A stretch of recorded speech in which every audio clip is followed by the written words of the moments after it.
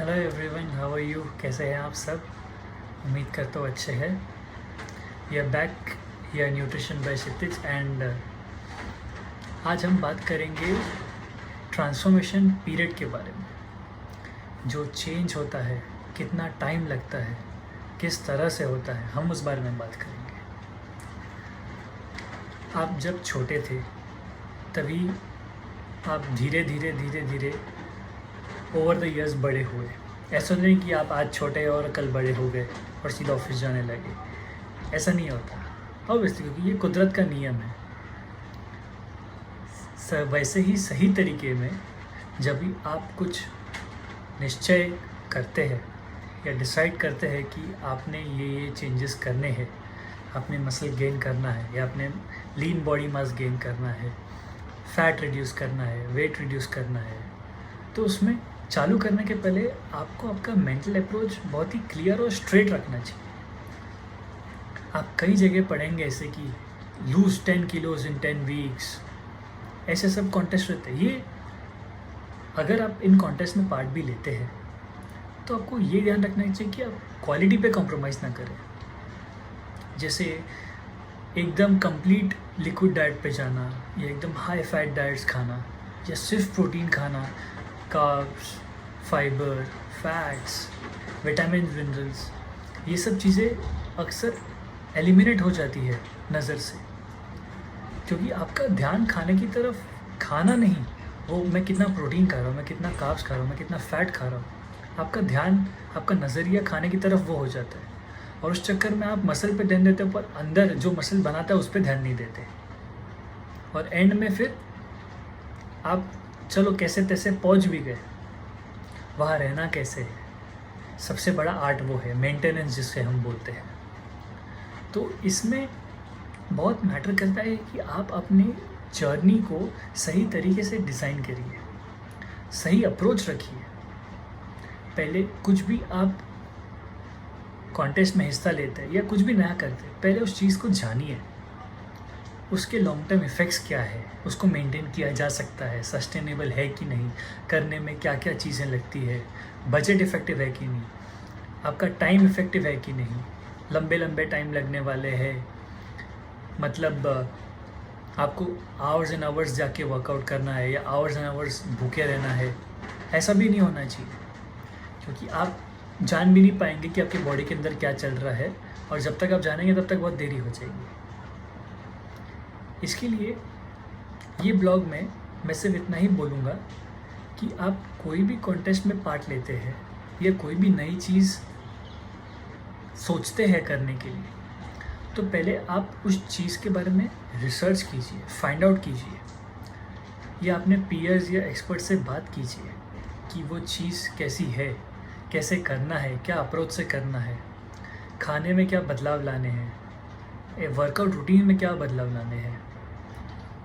और खाने 80% आपका असर आपका खाना करता है। आप बोलते ना, खाना शरीर का फ्यूल है।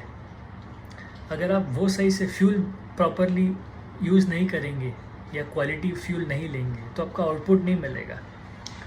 सिमिलरली आपको खाने में प्रोटीन, फैट, कार्ब ये सब रखना है, पर उसके साथ साथ आपकी जो अप्रोच है उसको प्रोटीन, फैट, कार्ब नहीं रखना है, उसको खाना रखना है। रैशनल माइंड जिसको हम बोलते हैं, रैशनल थिंकिंग टूवर्ड्स फूड, उसका मकसद यही है कि आप जब उस दौरान वो गुजरेंगे उस फेज से, तो आप अपने गोल से डेविएट नहीं हो, उसको कंटिन्यू कीजिए, अचीव कीजिए, एग्जाम्पल बनिए दूसरों के लिए।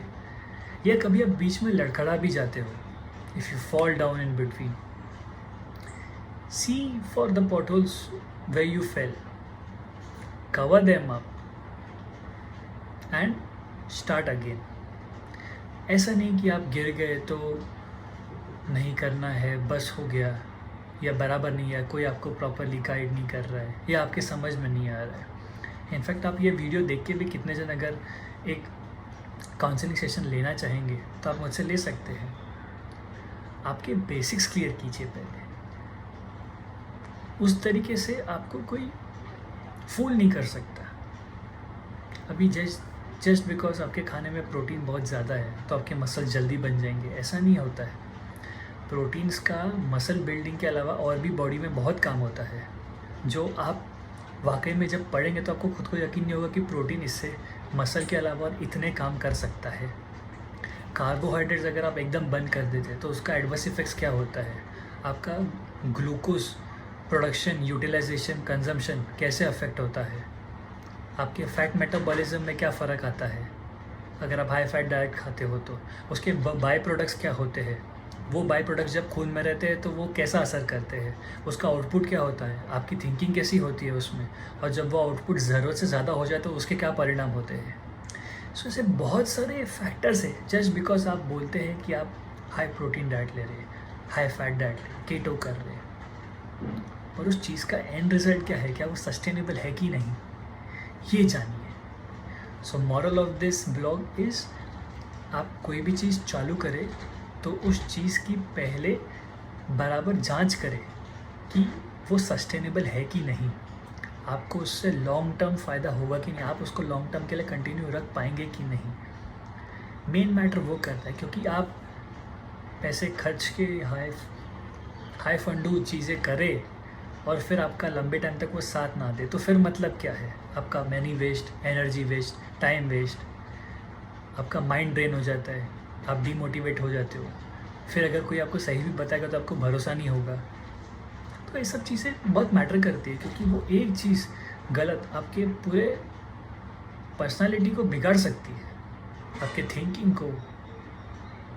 वो बहुत इम्पोर्टेंट है, आपकी थिंकिंग। बिकॉज एक बार चलो फाइनेंशियल लॉस हो गया या दूसरा कुछ हो गया तो एक बार आदमी कवर अप कर लेता है, पर ये यहाँ का जो नुकसान हो गया ना, तो उसको कवर करना बहुत मुश्किल होता है। इसके लिए अपना ध्यान रखिए, और आज का ब्लॉग हम यहीं समाप्त करते हैं। उम्मीद करता हूँ आपको थोड़ा बहुत जानकारी दे रहा हूँ तो आपके काम आएगा, और इन केस अगर आप एक पर्सनल सेशन लेना चाहे ये ब्लॉग के साथ तो मैं लिंक बीच में छोड़ देता हूँ, आप मुझे कैसे कांटेक्ट कर सकते हैं।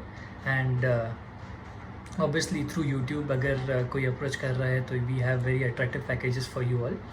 सो टेक केयर, हैव फन, ध्यान रखिए अपना, and don't fall prey to false practices or false holdings. Bye bye.